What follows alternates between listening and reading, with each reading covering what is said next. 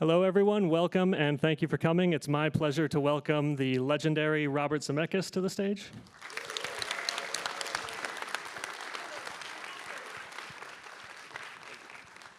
Thank you. Thank you so much for being here. To start off, I wanted to ask about the introductory sequences of this film. I love the way you sort of drop us into the storybook version of this romantic adventure, and you kind of let us see how that plays out, but then you pull us back into the real world and kind of say, okay, we've left the storybook, we're in the real world, this is where we're operating. And I just love that transition. Can you talk about starting the film off that way and establishing the tone?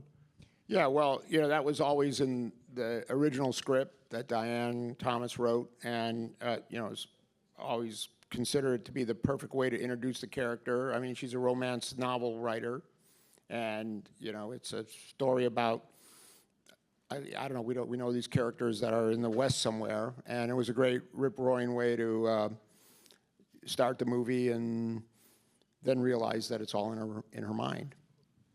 And after that, I love how there's a good 8 to 10 minutes where before the, uproar and adventure kicks in, we have, this period to really get attached to Joan Wilder, and we see her personal life, and we get very attached to kind of the emotional core of the film through her. Can you talk about that segment? Yeah, that stuff was that stuff where we introduce her as a cat lady. That stuff was, yeah, I know it's true. That was something that we were fortunate enough. We shot most of the movie in Mexico, and we were assembling it and watching it, and we shot a section that was much shorter. And we realized that we needed to shore that up more as we were making the movie. So we actually finished shooting all that stuff that you were talking about, where we introduce her and her sort of, I don't know what you would call it, her sort of, individual lonely life, if you will, after we looked at the movie and said we need more of that stuff, and we shot that all on stages in 20th Century Fox.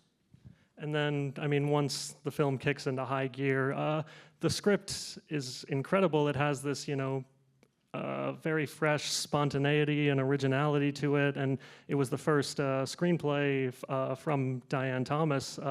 Can you talk about your initial reactions to that screenplay and sort of what was new about it? Yeah, well, I loved working with Diane Thomas. She was really great, and it was her first screenplay. So I think one of the reasons I got hired for this movie is because, more established directors probably didn't want to get involved with all the flaws that had to be fixed. But I had a feeling that so Diane's script had all the characters, and they were really good, but there was sort of, stuff in the plotting of the story that needed to be worked on, and I thought I could do a good job with that. So we spent many days, sorting that out, and so that, yeah. But it was great working with her. She was great. And in the script, there's so much significance and Joan Wilder's perspective and sort of the woman's perspective in this adventure story is very pronounced. Can you talk about that element of the script? It was all Diane. She understood that. I didn't tinker with it, and then of course, you have to give a great amount of credit to Kathleen, who took it and ran with it, and did it. In my opinion, this is maybe one of her best performances, if not her best performance, and she completely got it and made it all work. But all that stuff that you were talking about, that's I made this movie when I was like 32 years old, so I didn't really have a lot to understand about a woman's perspective on the world. So it's all Diane, And one of the most endearing features of the film is this dynamic between Kathleen Turner and Michael Douglas, Joan and Jack. They have this, they're very much on sort of equal footing as they're diving into this adventure, and they play off of each other so well. Can you talk about fostering that dynamic? Yeah, well, that was what was always the glue that held it's that unity of opposites story, where these two unlikely characters are stuck together in the middle of the jungle and they have to survive, and it's a story that was a Hollywood romance story that's been around for quite a long time, and we just ran with that and stuck and stayed with that and did everything we could to make those characters be something that the audience really wanted to see, and characters that were really interesting. And you do such a masterful job building tension as you propel the story forward. We have our two protagonists, and then we've also got these two villain threads we're following, and we're always checking in with each group, and we're consciously aware of who's catching up to who, are their paths are crossing, and we're always wondering when all of them are gonna cross. Can you talk about that element of the edit and kind of building that tension? Yeah, again, I always have to say that I'm a filmmaker I'm a filmmaker and a screenwriter, so I'm always making a movie based on the script, and I'm one of those believers that if it's not on the page, it's not on the stage. So all the things you're talking about, except for possibly in the editing room where you might have to move a scene from one place to another, it was all scripted out. And those characters, obviously we had these, Danny DeVito, and I would just turn him loose, and he would, but all the plot points and the essence of what was in the scene and where the scene was in the movie was all very much laid out. Because when you're making a movie, I personally never have any time to do any rewriting, because I've got to just get the movie done. So we had that all figured out ahead of time. And as you're propelling your way through the story, it's got this incredible, evocative, emotional backbone in the score, composed by Alan Silvestri, who you've worked with many times since then. Can you talk about the collaboration on that, in the context of this film, but also the start of that creative partnership? Yeah, that was one of the. That was just a magnificent bit of good fortune. I had no idea who I wanted to have as the composer for this movie, and somehow through his agents and other things, he found out that I was looking for a composer, and he literally walked in my office with a cassette tape and said, "I'm not quite sure what your movie's about, but I wrote this stuff last night." And I played it, and he had written it on a synthesizer, obviously, and it sounded really good. And I liked him a lot, and we were the same age, and I played it for Michael, and he liked it a lot, and we looked at each other and said, let's go with this guy, and then Alan has scored every one of my movies since. Yeah. And then throughout the movie, there's such incredible stunt work to kind of mirror all of that energy in the plot, and these are all being done practically. Can you talk about the kind of direction that goes into sending a car over a waterfall, for example? Yeah, well, okay, so one of the things that I really like about the digital cinema is that we never have to put stunt people in harm's way anymore, because we just animate everything. And that's great. But I was constantly terrified throughout the making of this movie that somebody was going to get seriously injured. As a matter of fact, Kathleen, on the whole movie, got 11 stitches. That's the actress. And a great stunt woman, Jeannie Epper, who sadly passed away this May, who doubled Kathleen, and she was like the best stunt person in the business at the time. And she, I mean, like when you see the mudslide, we just took hundreds of gallons of water and dumped it behind these stunt people and slid them down a hill.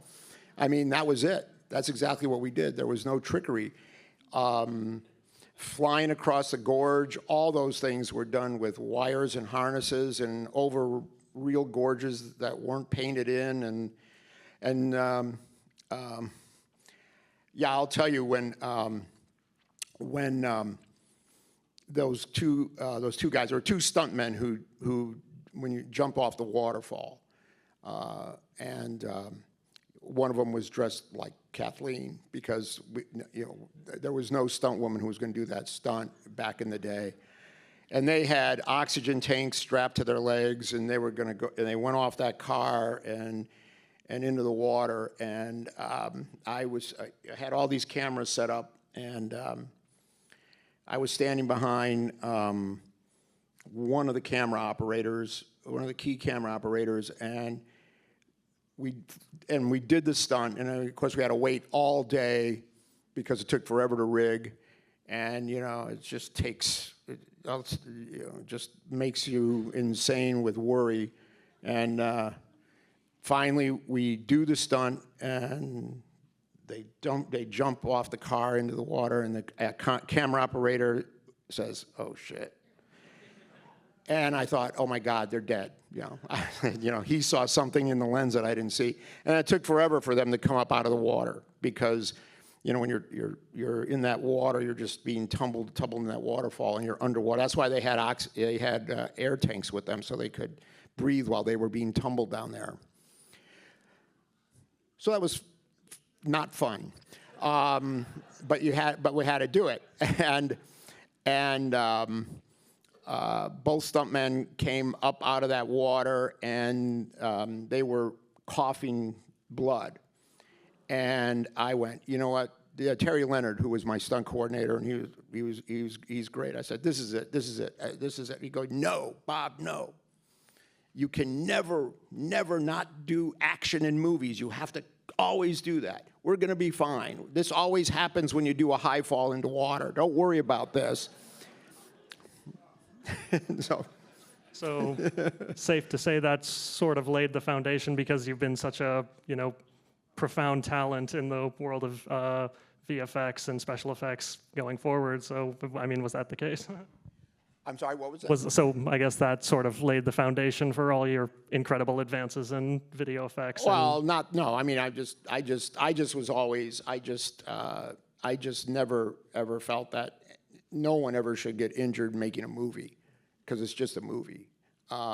So I'm just very grateful that we don't have to, blow people with, cannons and things. Yeah.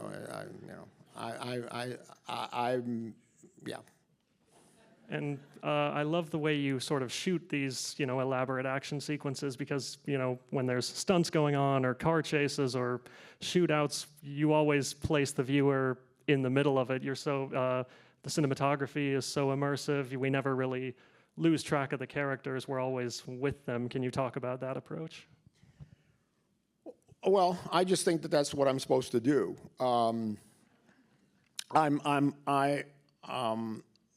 I approach everything that I do making a movie. What does the audience need to know when they need to know it? That's the mantra that I keep telling myself whenever I'm laying something out. I don't think the audience,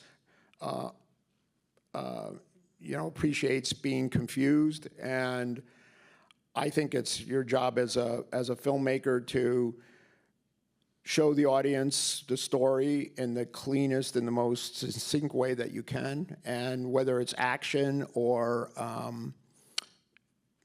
just the scene where two actors or two characters are talking. Every scene, I think, has to have I call it the red dot. Like, what's the red dot of the scene? What's the point of the scene? And everything has to drive to that. And if it doesn't, and if that ultimately doesn't work, usually that scene gets taken out of the movie. But yeah, clarity and having the other, how's the audience going to know where they are? How are they going to know who's shooting at who? And I think that's all part of what you're supposed to do as a director. And, when you're shooting all these elaborate sequences, you're doing this all on location down in Veracruz and Hidalgo, and we've already talked about the technical preparation involved in the stunts. When you're kind of at the mercy of the elements, were there a lot of setbacks involved with this? Was it kind of a trouble? Was there a lot of that? Yeah, you don't want to work in the jungle. You don't. As a matter of fact, when I finished this movie, I said to my agent, if a screenplay ever comes across your desk with a slug line that says exterior, jungle, night, rain, don't send it to me. And he actually had a painting commissioned of that slug line, and gave it to me. You won't notice it in the movie, but we learned as we were doing it. We started shooting the movie in down in the jungle in Jalapa in Mexico, and we ended up finishing up our jungle work in a botanical garden in the middle of Mexico City. So we said, why are we here? You can't see anything. Can't we just put a bunch of banana leaves in a parking lot somewhere? And that's what we ended up doing, sort of. So, yeah. The film has such an incredible cast. Not only in this film specifically. I mean, you look at their careers afterwards. They all had this kind of meteoric rise. They were all breaking out at the time. Can you talk about collaborating with them and kind of building the energy really needed to pull off this ensemble piece, especially at the time, given how much they blew up afterwards? Well, the cast had a good. I mean, they all say if you watch the making of videos and the things that they've made, the celebrations of the movie videos over the years, they all talk about what a great time they had making the movie. I think they did. I think they really enjoyed. I didn't have a good time making the movie. But not because of anything my cast was doing. It was just an insanely difficult movie to make. But they really understood what they needed to do, and this is the first time that Michael, ever did a character that was as I'll say flawed, because he's not like the cop running around in the streets of San Francisco. He's got some major character defects or problems that he has to work out. Kathleen, I didn't quite know, because everything that she'd done up to this movie was a femme fatale type of a character, and she said in one of the meetings we had, she said, "Look, Bob, just don't not cast me because of what I haven't done." She said, "Let me show you what I can do." And so we did an old-fashioned Hollywood screen test, on the lot on a stage at the studio. Michael and her did scenes, and she got the part. She was great.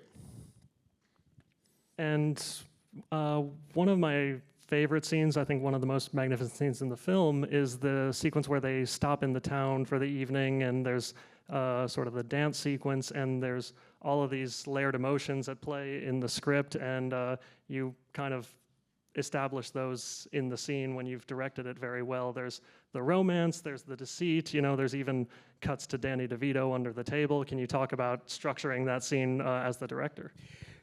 Well, yeah, that's basically the moment in the movie where they fall in love. And what's interesting about that you brought that up, the key to that, aside from, and I appreciate you saying that you thought it was well designed from a directing standpoint, but that was one of the great moments between, and when you see it, we see it in the movie, myself and Alan Silvestri, because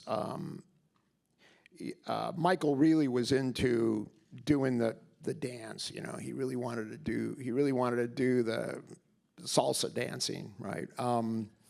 And so that was going to be part of it, but Alan said, let's do an overlay.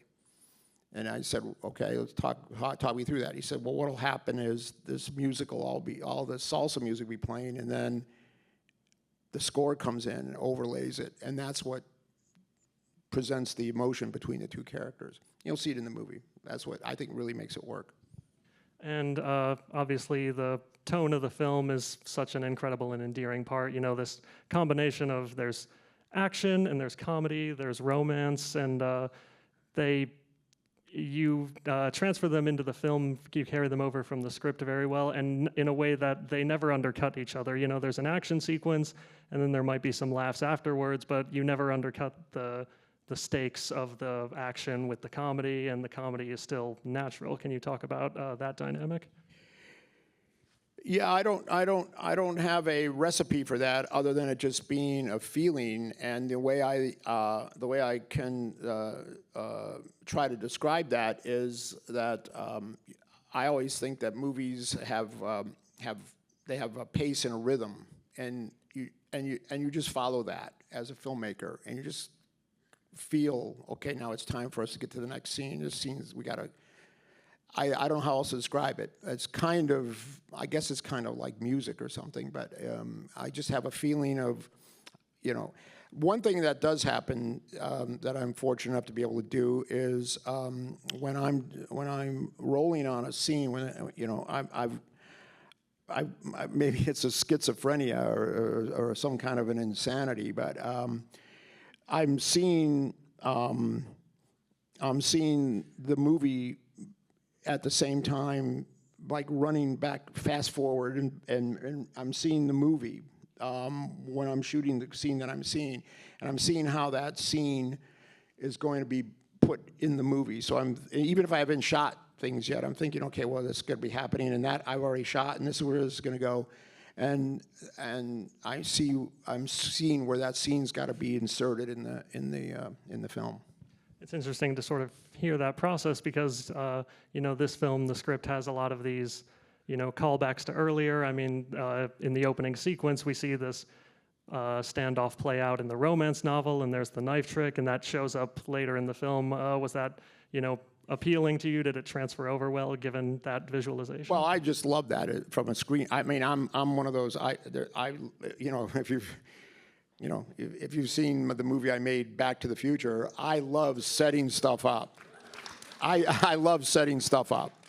I just think that audiences appreciate that, and they're fun to watch. And so anytime you can have a setup and then a callback, and it works without it being, but it's like telling a joke perfectly, because you can't let the audience get ahead of it, because then it's. Then it just falls flat, and if you don't set it up enough, then it doesn't work because it's confusing. So it's got to be like a perfectly designed joke with a punchline, and then I think that's just like fun stuff that you can do in movies. Well, I don't want to spoil it for anyone who hasn't seen it, but the ending of this film is full of those moments. So it's a prime example of what you're describing. So very well done. This They'll be the judge. This film, it was a huge success at the box office when it was released. It had the Best Comedy win at the Golden Globe, Kathleen Turner, Best Actress in a Comedy. What was your reaction to that audience embrace of the film when it was released? Well, My longtime good friend and mentor, Steven Spielberg, said something that is the answer. He says, "Bob, it's great when they go. It's great when they go." And he's talking about the audience going to the movie, and that was what I loved about it. It was finally I made a movie where audiences embraced it, and they went and they had a good time, and they really, really enjoyed it, and it was a great milestone for me, because I was able to I think I had made two movies that didn't perform at the box office before this one, and it would have maybe been possibly the final. What they said about me before this movie was a hit was, oh yeah, he's a good filmmaker, but he's unlucky. That was my reputation in the business. So we broke that cycle. And you know,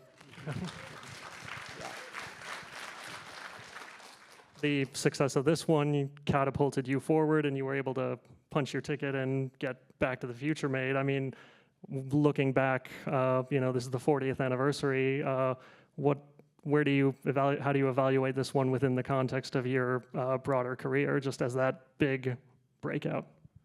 This one? Yeah.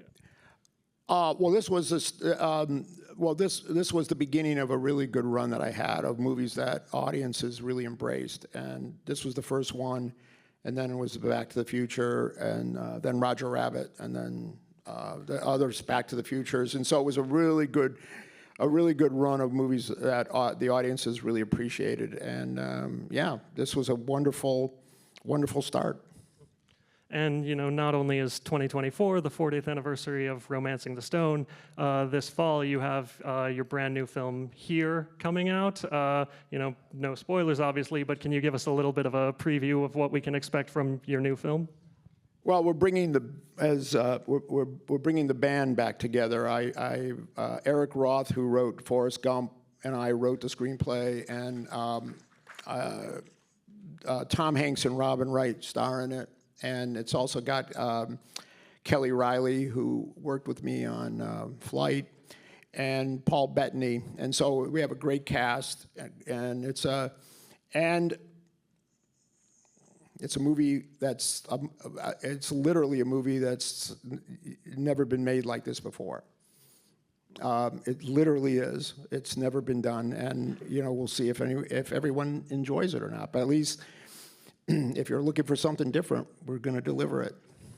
Well, thank you so much for being here. It's been an honor to talk to you, and we're so happy to be here. Thank you all. Everyone, please stick around, strap yourselves in. In just a few minutes, we'll be kicking off our showing of Romancing the Stone.